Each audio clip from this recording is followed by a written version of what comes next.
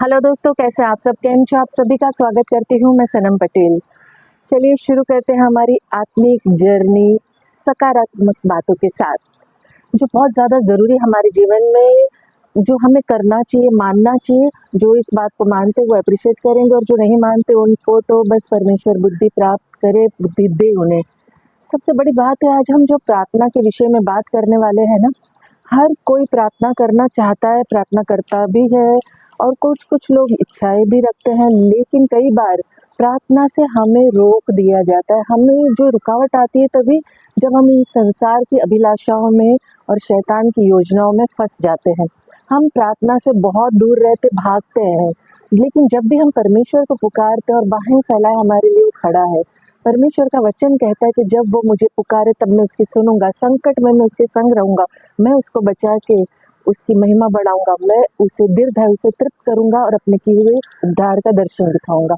हर प्रार्थना का, हर एक प्रार्थना का, चाहे आप कभी भी करो, कहीं भी करो, किसी भी स्थिति में, किसी भी जगह, रात, दिन, सुबह, शाम, सोते, जागते, उठते, बैठते मन में, हर प्रार्थना का जवाब परमेश्वर देता है अपने समय के अनुसार।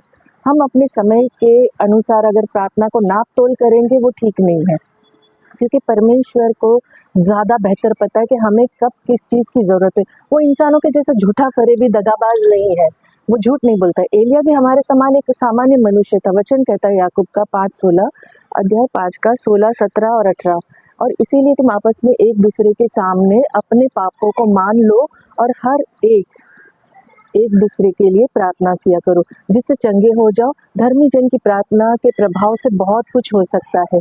एलिय्याह भी तो हमारी समान दुख सुख भोगी मनुष्य ही था ना। उसने गिड़गिड़ा कर प्रार्थना की कि मेघ ना बरसे, और 3.5 साल तक बरसात नहीं हुई, वहाँ अकाल पड़ा हुआ था। लेकिन फिर उसने प्रार्थना की, आकाश से वर्षा हुई और भूमि फलवंत हुई। देखिए, प्रार्थना में बहुत सामर्थ्य, जैसा वचन बताता है, और बाइबल का हर एक वचन ताया हुआ है, दो धारी तलवार के समान है।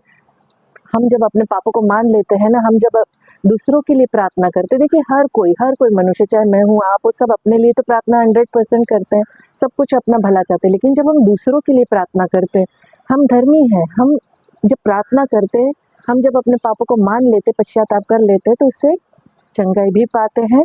और जो दूसरों के लिए प्रार्थना करने के कारण हम आशीषों से भर जाते हैं, ब्लेसिंग से भर जाते हैं, हमारा जीवन पूरा आशीषित होता है। और जो प्रार्थना होती है ना, उसमें जो पावर है, जो ताकत है, उसका कोई दूसरा विकल्प नहीं, दूसरा कोई सब्स्टिट्यूट नहीं है। बहुत सारे लोगों को लगता है कि नहीं यार, मतलब जैसे गेम्स देख लीजिए, उदाहरण है, एक एग्जाम्पल दे रही हूँ। स्पोर्ट्स की बात इसलिए कर रही हूँ क्योंकि मेरा बेटा स्पोर्ट्स अच्छा खेलता है, वो बास्केटबॉल अच्छा खेलता है, क्रिकेट अच्छा खेलता है, वो अच्छा प्लेयर है।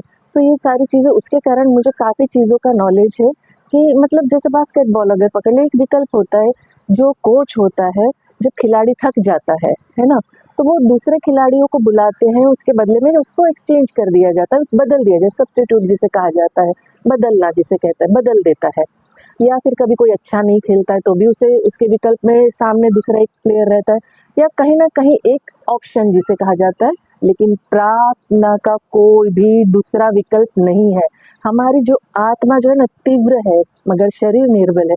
हम जब भी प्रार्थना करने जाते हैं, कोई ना कोई रुकावट ज़रूर आ जाती है। हम जो शरीर की निर्बलता के कारण मुड़ जाते हैं, भटक जाते हैं। चलिए सोचते हैं कोई बात नहीं, चलो नहीं यार, कल प्रार्थना कर लूँगी, कर लूँगा।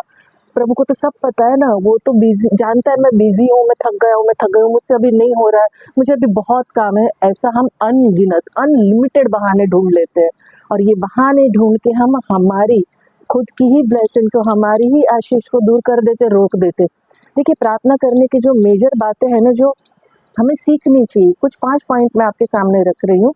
सबसे पहला जो है, प्रार्थना जो है अनिवार्य है, बहुत ज़्यादा ज़रूरी है। वचन कहता है लूका अध्याय 11, 12, 13, तुम में से ऐसा कौन पिता होगा जो उसका पुत्र रोटी माँगे तो उसे पत्थर दे, या मछली माँगे तो मछली के बदले उसे साँप दे, या अंडा माँगे तो उसे बिच्छू दे। जब तुम बुरे होकर अपने लड़के बालों को अच्छी वस्तुएँ देना जानते हो, तो स्वर्गीय पिता अपने माँगने वालों को पवित्र आत्मा क्यों ना देगा। ये वचन बहुत ही स्पष्ट, बहुत ही क्लियर, बहुत साफ हमें बताता है कि हमें साधारण मनुष्य होकर, एक मामूली हम इंसान हैं, हम अपने बच्चों के लिए बेहतरीन से बेहतरीन चीज़ें देने की कोशिश करते हैं।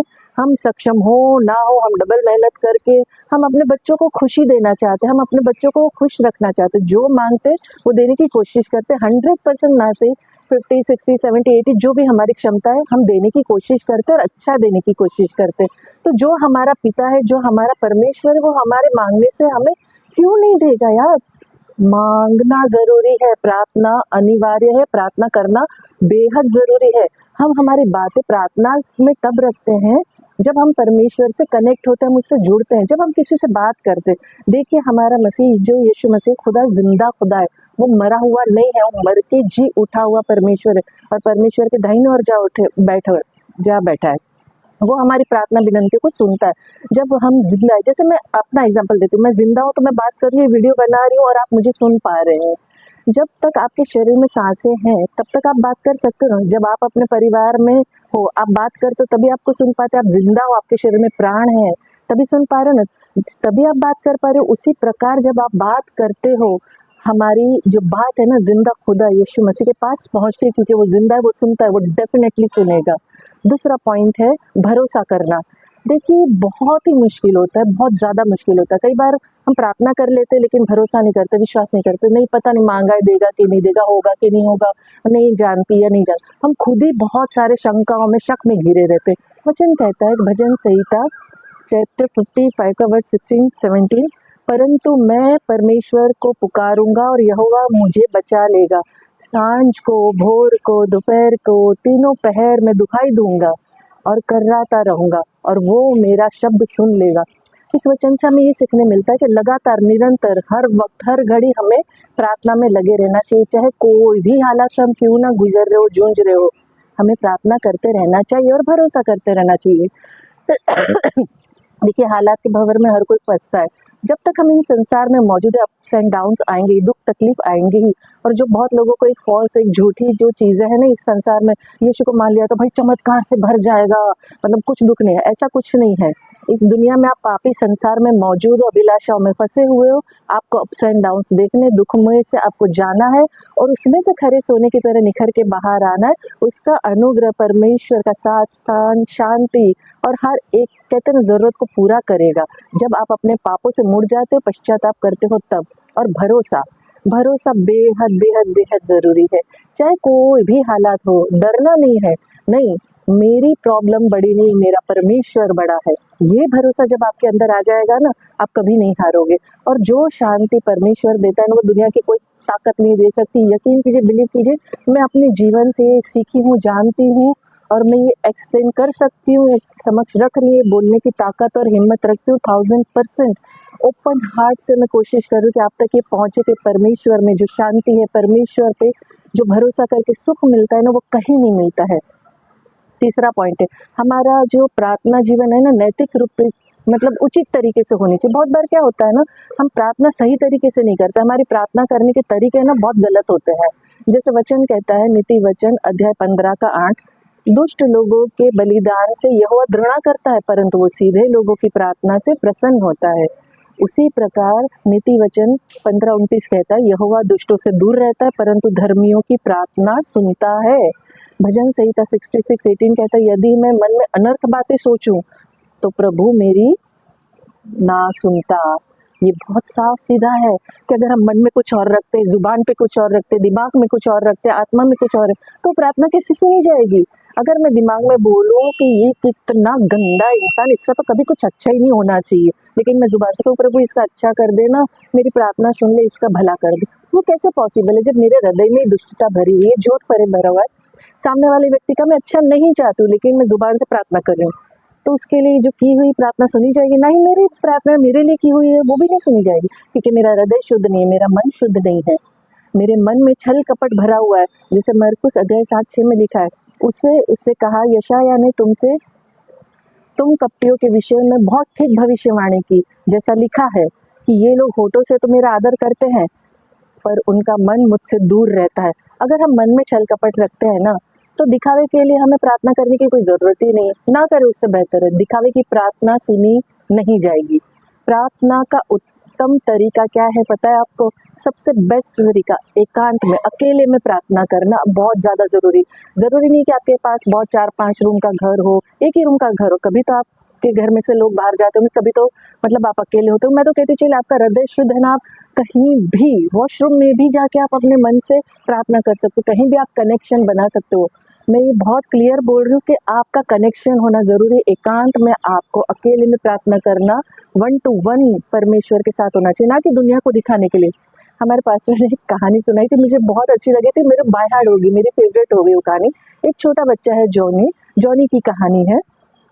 ये मतलब एक अजीब कहानी है। जॉनी जो है ना, उसका बर्थडे आने से पहले बहुत सारी फरमाइश जैसा हर बच्चे रखते हैं, मैंने भी बचपन में रखी होगी अपने दादी के सामने, मतलब दादी मुझे मतलब साइकिल चाहिए, मुझे चॉकलेट बॉक्स चाहिए, मुझे वीडियो गेम चाहिए, एक लंबी लिस्ट अपनी ग्रैनी को दे दी, दादी को दे दी। और प्रार्थना करने के लिए जब रात को, जब बर्थडे था दूसरे दिन रात को 12 बजे प्रार्थना करने के लिए घुटने पे गया और जोर जोर से प्रार्थना कर रहा है, हे प्रभु मेरी चॉकलेट का बॉक्स मुझे दे दो, हे प्रभु मुझे साइकिल दे दो, हे प्रभु मुझे वीडियो गेम दे दो, हे प्रभु मुझे ये वो सब। तो उसकी मम्मी किचन में से भागकर आती है, बेटा आप इतना जोर से क्यों प्रार्थना कर रहे हो? हमारा परमेश्वर बहरा नहीं है, वो ही इज नॉट, वो सुन लेगा। तो जॉनी क्या कहता है पता है आपको? पता है मुझे हमारा परमेश्वर बहरा नहीं है, लेकिन दादी को तो कम सुनता है ना, उनको कम सुनाई देता है, मैं उनको सुना रहा हूँ। कई बार हमारी प्रार्थना ऐसी ही होती है, हम दूसरों को सुनाने के लिए, दूसरों को दिखाने के लिए, या दूसरा विकल्प हमने चुन लिया है। जैसे मैंने पहले बताया, मतलब ये परमेश्वर ने नहीं सुना है तो ये बंदे को पता होना चाहिए मुझे क्या चाहिए। तो उस प्रकार से हम हमारे जीवन को जीते हैं, हमारी प्रार्थनाओं को हम ऐसे रखते, तो ऐसी प्रार्थनाओं को कैसे सुना जाएगा? जो ढोल नगाड़े लेके कहता है ना, सबको वो सुनाई जाती है, सबको बताई जाती है, दिखाई जाती है, ऐसी प्रार्थना नहीं सुनी जाती है, नहीं सुनी जाती है। हमारी प्रार्थना नैतिक रूप से उचित तरीके से होनी चाहिए, जिससे परमेश्वर जाने और आप जानो, कोई इन्वॉल्व नहीं होना चाहिए। चौथा जो कहा मैंने कि प्रार्थना सही प्रेरणा, सही उद्देश्य से होना चाहिए। कई बार हमारा उद्देश्य है ना बहुत गलत होता है, गलत चीजें हम मांगते हैं, मतलब जो जरूरी नहीं है, कुछ हम परमेश्वर को दोष देते हैं, ये हमें नहीं करना चाहिए। हमारा उद्देश्य क्लियर होना चाहिए, हमारी प्रेरणा सही होनी चाहिए। मत्ती अध्याय 6 वचन 5 कहता है, जब तू प्रार्थना करे तो कपटियों के समान ना हो, क्योंकि लोगों को दिखाने के लिए सभाओं में और सड़कों में मोड़ों पर खड़े होकर प्रार्थना करना उनको अच्छा लगता है। मैं तुमसे सच कहता हूँ कि वो अपना प्रतिफल पा चुके। इसका अर्थ बहुत ही भयंकर, बहुत ही डेंजरस है। आपको बहुत क्लियर समझाया जा रहा है कि आप जो भी प्रार्थना करते हो, जो भी कहते हो, लोगों को दिखाने के लिए सड़कों पे खड़े रह के कपटियों की तरह ना करे, सभाओं में खड़े रह के ना करे, दिखावा ना करे, शो ऑफ जिसे कहते हैं। दिखावा करके क्या फायदा है? प्रार्थना जो है ना सच्चे हृदय से होनी चाहिए, सच्ची आत्मा से होनी चाहिए, सच्चे मन से होनी चाहिए, जो परमेश्वर डायरेक्ट सुनता है, जिसमें कोई हाँ ना नहीं होती। क्योंकि परमेश्वर हृदय को जांचने वाला, मन को परखने वाला परमेश्वर है। वो दिखावा जो है ना, शो ऑफ करना, जैसे मतलब हम हजारों करोड़ों के कपड़े पहन लिए, मेकअप वेकअप कर लिया, हेयर स्टाइल कर लिया, और उससे कोई फर्क नहीं पड़ता। हृदय की शुद्धता, मन की शुद्धता देखता है कि आपका मन कितना शुद्ध है, आपका मन कितना कनेक्ट है उससे। तो हमें शो ऑफ नहीं करना है। प्रार्थना का हमारा उद्देश्य सही होना चाहिए, हमारी प्रेरणा सही होनी चाहिए, और सच्चे हृदय से हमें प्रार्थना करनी चाहिए। पांचवा और अंतिम है, हमारा जो प्रार्थना का है ना, जो जीवन है, मेजर है, ये सबसे मेजर और भारी है मेरे मुताबिक। क्योंकि मुझे इसमें ना बहुत कष्ट होता है, और आज भी होता है। बहुत सारी चीज़ें जब मुझे करनी होती है, बहुत तकलीफ होती है, क्योंकि हम किसी को माफ़ करने के लिए ना बहुत बड़ा दिल चाहिए होता है। देखिए, दोष लगाना तो हर कोई लगा देता है, चाहे छोटा बच्चा ही क्यों ना हो, बड़ा बुजुर्ग, हर कोई शामिल है इसमें। लेकिन माफ़ करना बड़ा कठिन होता है।